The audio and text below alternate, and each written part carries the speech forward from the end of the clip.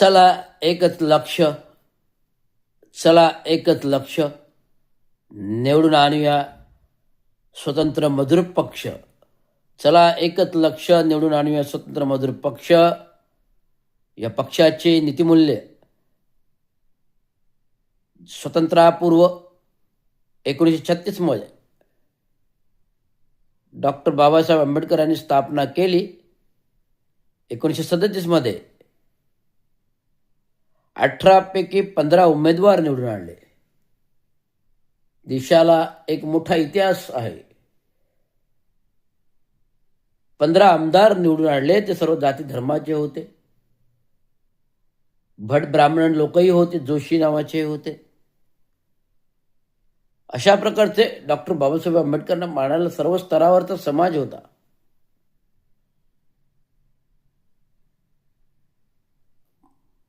एक अमूल्य रत्नासारखे महाभूषण, शिल्पकार, घटनाकार, संविधानाचे विधाते, घटनेचे लिखिते, महामानव, बोधिसत्व, बॅरिस्टर डॉक्टर बाबासाहेब आंबेडकर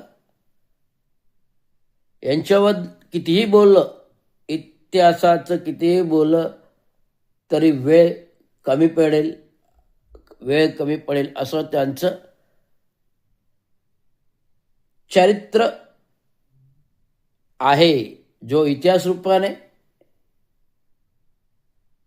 महाराष्ट्र शासनाच्या ग्रंथालयामध्ये संग्रहित आहे. डॉक्टर बाबासाहेब आंबेडकर आणि त्यांची पुस्तके राजभवन मध्ये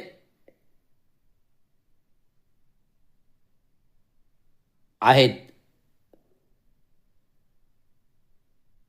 असंख्य ही पुस्तके राजभवनमध्ये आहेत. ती सर्वसामान्य जनतेला खुली झाली पाहिजेत पाहण्यासाठी, वाचण्यासाठी.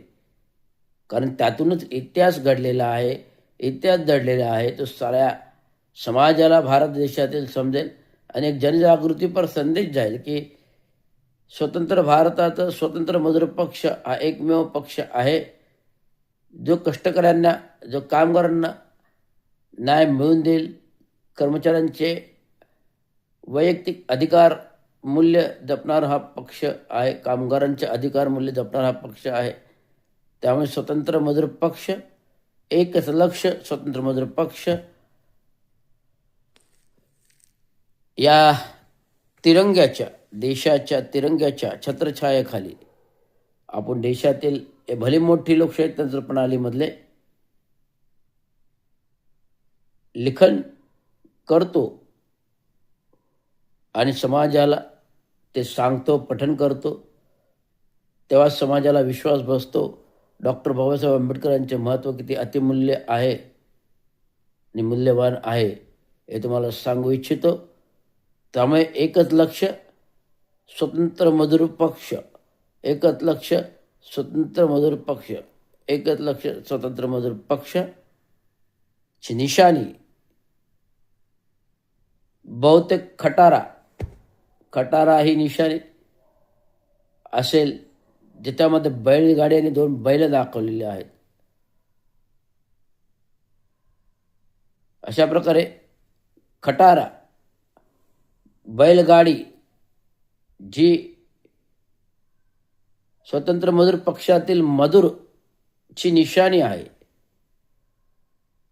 खटारा खटारा खटारा या निशाणीवर शिक्का मारून स्वतंत्र मजूर पक्षाचे महायुतीतील BJPच्या घटक पक्षांच्या सोबत घेऊन उमेदवारांनी लढलेले उमेदवार रविराज रवींद्र शिंदे यांना प्रचंड भरघोस मताने प्रभाग क्रमांक 15 मधून निवडून द्यावे ही कळकळीची आणि नम्रपणे विनंती आहे. ठाणे जिल्ह्यातील, ठाणे शहरातील, ठाणे महानगरपालिका क्षेत्रातील नागरिकांना एवढंच सांगायचं. धन्यवाद.